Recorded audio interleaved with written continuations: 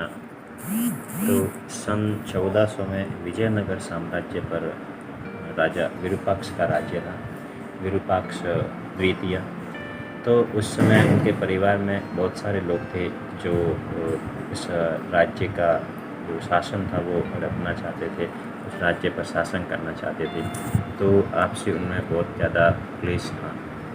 तो सभी परिवार वालों ने आपस में अपना एक अलग ग्रुप बनाया और राजा विरूपाक्ष पर आक्रमण कर दिया। लेकिन विरूपाक्ष ने अपने सैनिकों की सहायता से सबको हरा दिया। तो जब सारे परिवार वाले रात को सो रहे थे तो विरूपाक्ष ने अपने सैनिकों के साथ में सारे परिवार वालों को मार दिया सोते हुए। तो वो जो सारे लोग थे जो रात को मारे गए थे वो भूत प्रेत बन गए और महल में सभी लोगों को परेशान करने लग गए और लोग जो है सारे उन प्रेत और भूतों से परेशान हो गए। तो सारे भूत प्रेत जो है अपने मौत का बदला लेना चाहते थे, इसलिए वो सारे महल में जितने लोग थे सबको परेशान कर रहे थे। तो राजा विरूपाक्ष उस महल में परेशान हो गया और उस महल में रह नहीं पाया। तो उसने जो है वो महल छोड़ दिया और दूसरी जगह पे अपना महल बना के वहाँ पर रहने लग गया। वो जो महल था वो एक प्रकार से भूत बंगला बन गया और जो भी कोई वहाँ पर जाता तो वो जो भूत और प्रेत वगैरह थे वो उन लोगों को परेशान किया करते थे। तो उस समय पर दो भक्त थे जो तिरुमला अम्बी के शिष्य थे और तिरुमला अम्बी रामानुजाचार्य के चाचा थे। तो तिरुमला अम्बी जो है वो श्रीनिवास भगवान की स्वयं जो है पूजा किया करते थे और भगवान श्रीनिवास उनको ताता कहा करते थे। ताता मतलब पिताजी।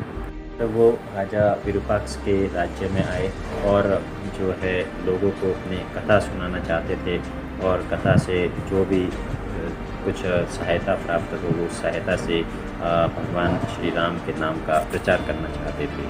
तो वो जो है दोनों भक्त शाम के टाइम पर आए 5 साढ़े 5 बजे। तो उनको पता नहीं था क्योंकि वो साम्राज्य में नए थे, उनको पता नहीं था कि राजा ने जो है ये महल छोड़ दिया है।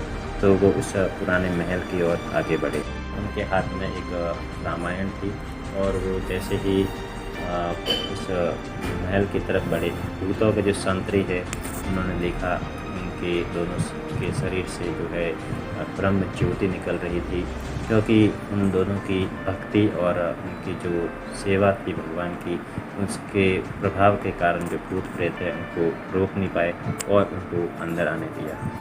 तो महल में जो है लाइट चल रही थी, लेकिन चूँकि भूत प्रेतों की उपस्थिति थी तो वहाँ पर जो है छाया ज़्यादा थी, भूतों की जो छाया थी वो ज़्यादा थी, लाइट जो है वो बहुत कम थी। लेकिन फिर भी जो है दोनों भक्त अंदर महल की ओर प्रवेश करने लग गए।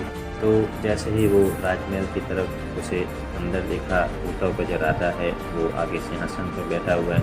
तो उस भूतों के राजा ने पूछा कि तुम दोनों यहाँ पर क्यों आए हो और तुम्हें यहाँ पर किसने भेजा है।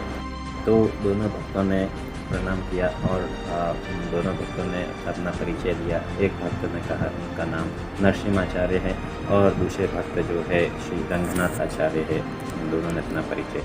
हम तो दोनों हैं तिरुमला अम्बी के शिष्य हैं और हम आपकी सहायता के लिए आए हैं। हम जो है भगवान राम का नाम जो है और भगवान राम के यश जो है वो पूरे यहाँ पर फैलाना चाहते हैं और हम चाहते हैं कि आप जो है हमसे भगवान राम की दिव्य कथा रामायण हमसे सुने और आप हमसे हमें कुछ मदद करें ताकि हम भगवान के नाम को और प्रचार कर सकें। तो भूतों ने आपस में जो है डिस्कशन किया कि ये अच्छा मौका है, भगवान ने खुद हमको उनके भक्तों के रूप में हमें जो है यहाँ से जन्म मृत्यु से उद्धार करने के लिए इन दोनों भक्तों को भेजा है। तो ये अच्छा मौका है, हम भगवान राम का नाम सुने, रामायण सुने और हमारा जो है उद्धार हो जाए।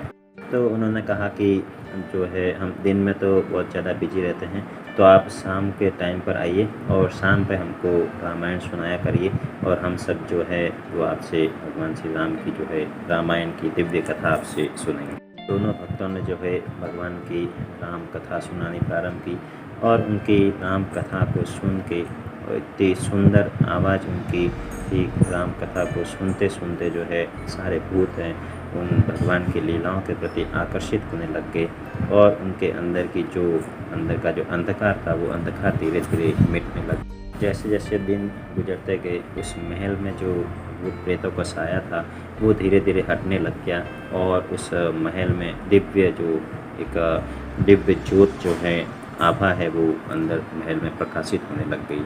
तो भक्तों ने कहा कि 2 दिन में जो है अंतिम भगवान राम का राज्याभिषेक भी हो जाएगा और वो कथा समाप्त हो जाएगी, तो आप जो है एक बहुत बड़े भोज का आयोजन कीजिए ताकि जो है भगवान का प्रसाद सब जने जो है पा सके। तो भूतों के राजा ने कहा कि ठीक है।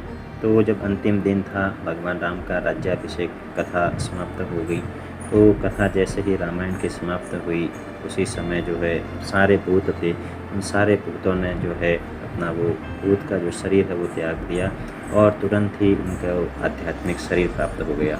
सारे भूत सामने आए और उन दोनों भक्तों को प्रणाम किया और बहुत सारा धन सोने के जो है सिक्के हैं, बहुत सारे सोने के सिक्के उन्होंने दोनों भक्तों को भेंट किए। उन्होंने कहा कि हम माफ़ी चाहते हैं, हम जो है मैं राजा विरूपाक्ष नहीं हूँ, हम तो सब भूत प्रेत हैं और हम आपसे माफ़ी मांगना चाहते हैं। फिर हम तो सिर्फ जो है भूत प्रेतों का हम तो पूरा शरीर भी नहीं है, पूरी तरह से प्रेत बने हुए हैं, लेकिन आपकी कृपा से जो है हम किसी न किसी तरह से भगवान के इस रामायण से जो है भगवान की कथा सुनने के प्रति आसक्त हुए और इस तरह से जो है कथा को सुन के हम जो है अपना जो जन्म मृत्यु जरा व्याधि जो भाव बंधन है इससे हम छूट गए हैं। उन्होंने कहा कि अब हम जो है भगवान के धाम को प्रस्थान कर रहे हैं।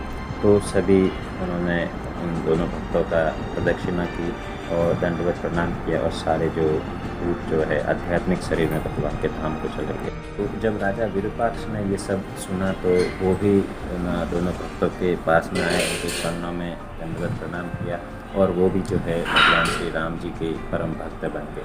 क्योंकि जो राजा विरूपाक्ष है वो पहले शिव जी के भक्त थे, लेकिन इस पूरी कथा को और इस घटना को सुनने के बाद में वो भी जो है भगवान श्री राम के अनन्य भक्त बन गए। तो किस प्रकार जो है भक्तों का संग जो है हमें इस जन्म मृत्यु के चक्र से बाहर निकाल सकता है और भगवान के धाम को पहुँचा सकता है।